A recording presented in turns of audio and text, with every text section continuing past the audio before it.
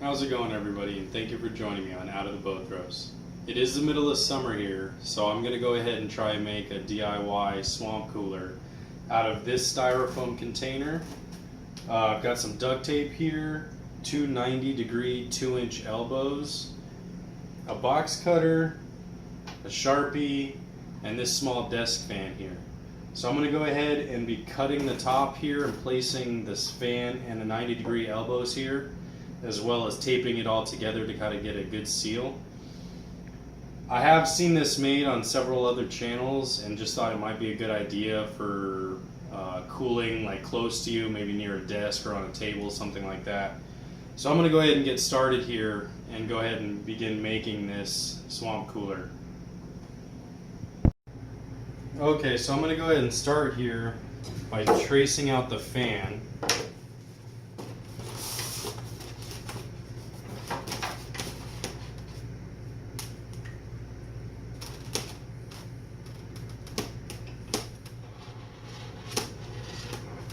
I'm just putting it right on top of the lid here. It is slightly larger than the top section here, but it is tapered, so it should slip in there. We'll see what happens.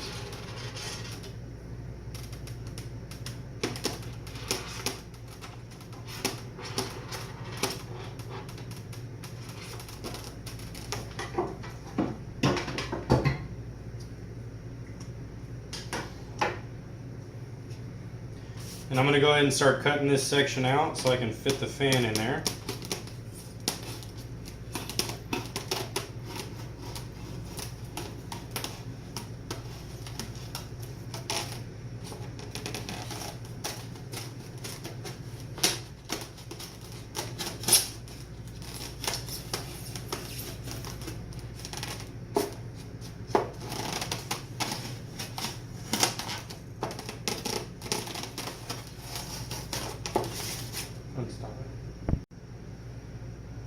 Okay, since that knife wasn't long enough to get through the styrofoam entirely and it seemed to kind of mess it up, I have officially upgraded to a blowtorch. So we're going to go ahead and use this butter knife, heat it up, and go ahead and just melt this section off. It should work a little bit better than the box cutter.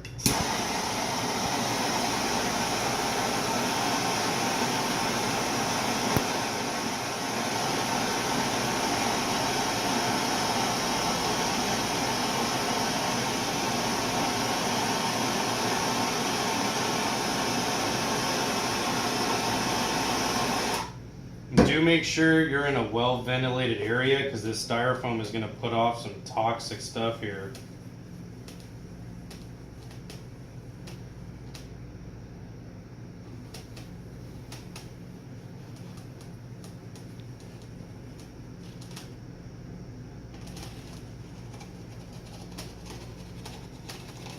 But as you can see, it cut through that pretty quickly.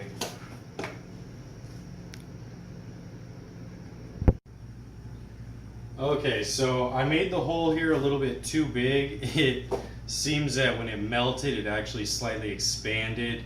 And because I drew it on the outside edge here, it was already probably a little bit too large. So what I did here is on this fan, I was actually able to remove the screws for the cover and the guard just with a Phillips head screwdriver, which is over here. So I was able just to pull those out. And I'm actually going to go ahead and mark it on the outer edge of this inner circle here of the guard plate.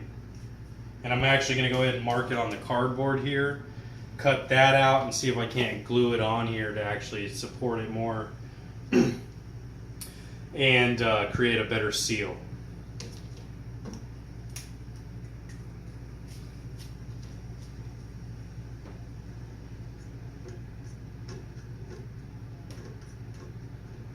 So I do have to kind of just make dots here because that's all that'll fit through this guard plate.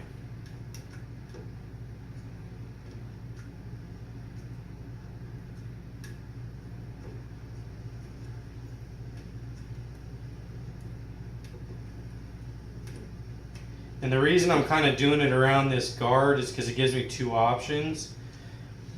It gives me the ability to maybe put the fan in there without the guard plate on the front and just kind of have it sitting on the back side of this plate.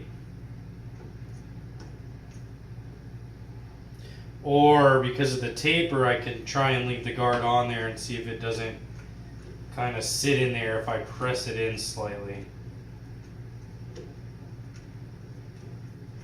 Because it does seem like the fan, the blades for the fan actually sit right about that same spot on that guard. So if it sits a little lower, hopefully they won't hit the cardboard or the styrofoam. So I am actually able to cut this out with the box cutter and not have to worry about the blowtorch or anything. Might set the place on fire here.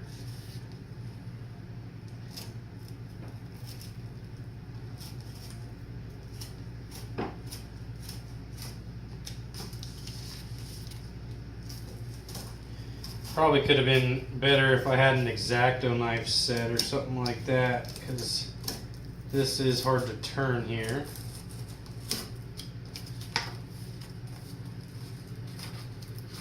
Alright, so I'm going to go ahead and finish cutting this out, and then I'll get back to you guys on what it looks like. Okay, so I went ahead and was able to cut out the cardboard here, and I've already taped it to the top here with just duct tape. Went all the way around all the edges so I could get a seal on it. There were some small cracks in the styrofoam too, so I kind of just reinforced those on both sides. Put a little bit on the back side here as well. I think I'm going to go ahead and probably put some tape in here as well just to get this gap sealed a little bit better. And then I did also go ahead and with the hot knife again cut this section out for the PVC 90-degree elbow here. So let's pop that in.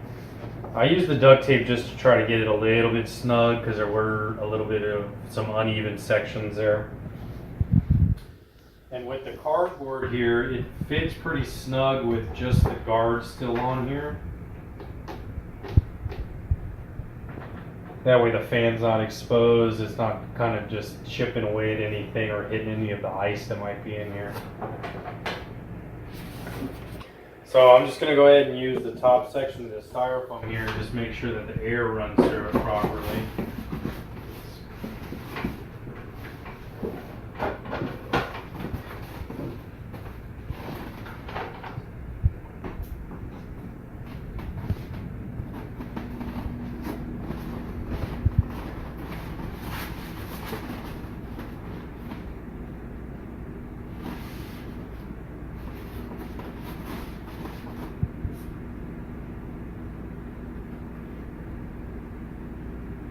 Well, it does seem like there's a decent amount of air. If you're probably in close proximity to it, it should work pretty well. I wouldn't say that this is going to do anything like a whole room and cool it off, but near a desk or where you're sitting, it might work pretty well.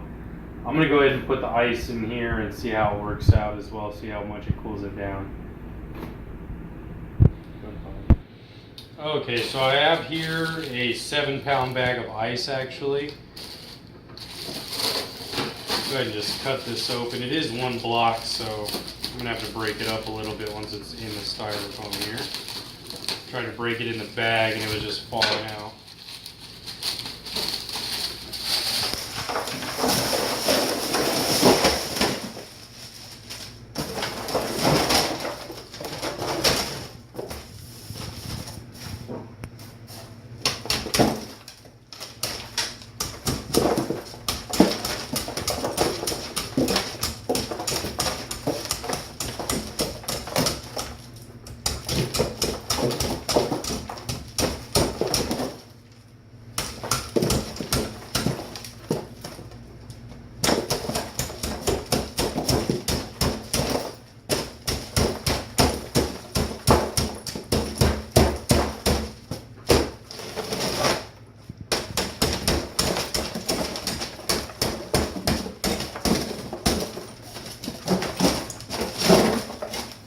I'm gonna mound some of it up near the fan here, just so that way there's a little bit more surface area and it has a little bit more time to blow over it before trying to escape. That's the theory anyways. So we'll go ahead and take this back over here, plug it back in, run it for a little bit and see how long it takes to cool down.